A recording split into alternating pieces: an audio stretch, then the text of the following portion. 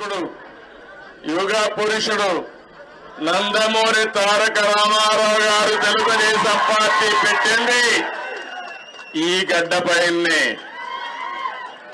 ఆ రోజు ఆయన ఆలోచించింది ఏదో రాజకీయాల కోసం రాలేదు, లేకుంటే రాజకీయాల్ని అధికారం కోసం వచ్చి ఉపయోగించుకోవడం రాలేదు.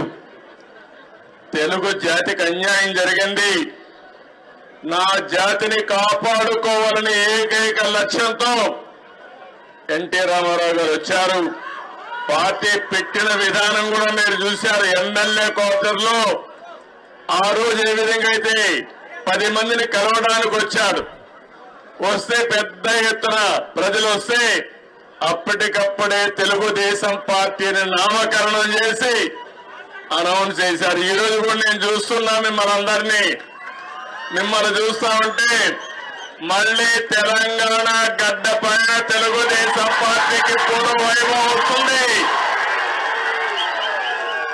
అది స్పష్టంగా కనపడస్తా ఉంది. మేము ఉత్సాహం చూస్తా ఉంటే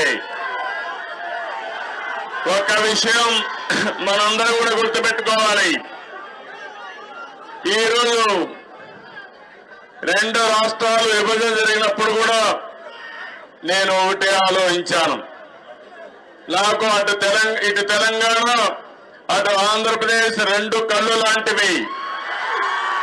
అందుకే ఆ రోజు ఒకే మాట చెప్పాను, నేను ఏ పక్క కూడా సైడ్స్ తీసుకోకుండా 2 ప్రాంతాల ప్రయోజనాల లక్ష్యంగా పనిచేసిన ఏకైక పార్టీ తెలుగుదేశం పార్టీ.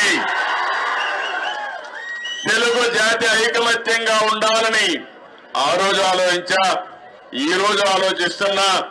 నా చివరి రక్తపు బొట్టున్నంత వరకు అదే ఆలోచిస్తాను. 20 ఏళ్లుగా పొజిషన్ లో ఉన్నాం. తెలంగాణలో కూడా తెలుగుదేశం పార్టీ ఉండాలా లేదా అని మిమ్మల్ని అడుగుతున్నా.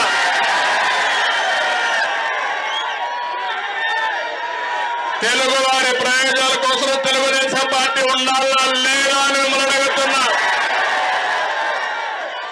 తెలంగాణ గడ్డ పైన పుట్టిన పార్టీ ఉండాలా లేదా అని అడుగుతున్నా. తప్పకుండా ఇక్కడ పార్టీ కోసం పనిచేసిన కార్యకర్తలు ఉన్నారు. తొందరలోనే పార్టీని రీస్ట్రక్చరింగ్ చేస్తాం.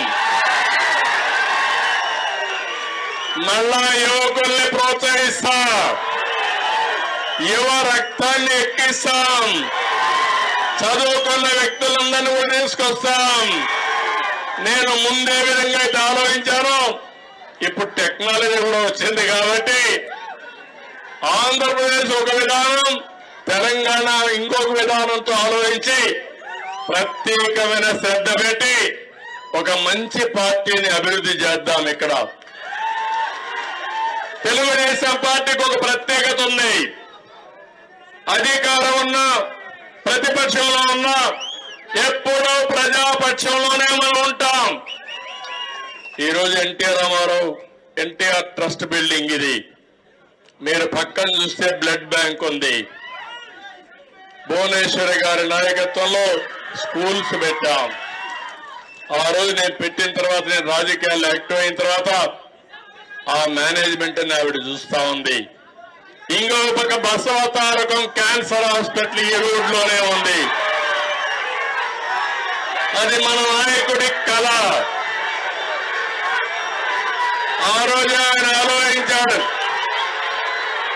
ఎవరైతే మా అత్తగారు క్యాన్సర్ తో చనిపోతే ఇంకొకరి మాదిరిగా చనిపోకూడదని ఆలోచించి క్యాన్సర్ హాస్పిటల్ ప్రారంభించాడు. చేయాలని ఆలోచన వచ్చింది.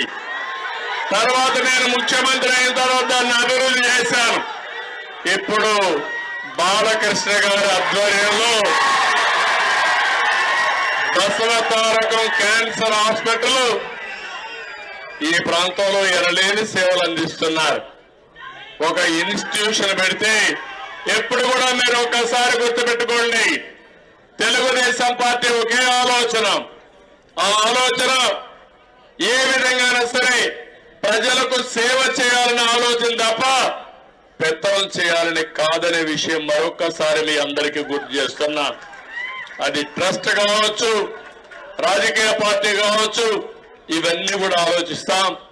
నేను కూడా పార్టీని రీస్ట్రక్చరింగ్ చేస్తాం, యువకుల్ని ప్రోత్సహిస్తా, ఉత్సాహవంతుల్ని గౌరవిస్తా. మళ్ళీ ఇప్పుడు నేను వేసే ఫౌండేషన్ ఒక 30-40 సంవత్సరాల వరకు పనిచేసే సమర్థమైన నాయకత్వాన్ని తయారు చేసుకుందాం.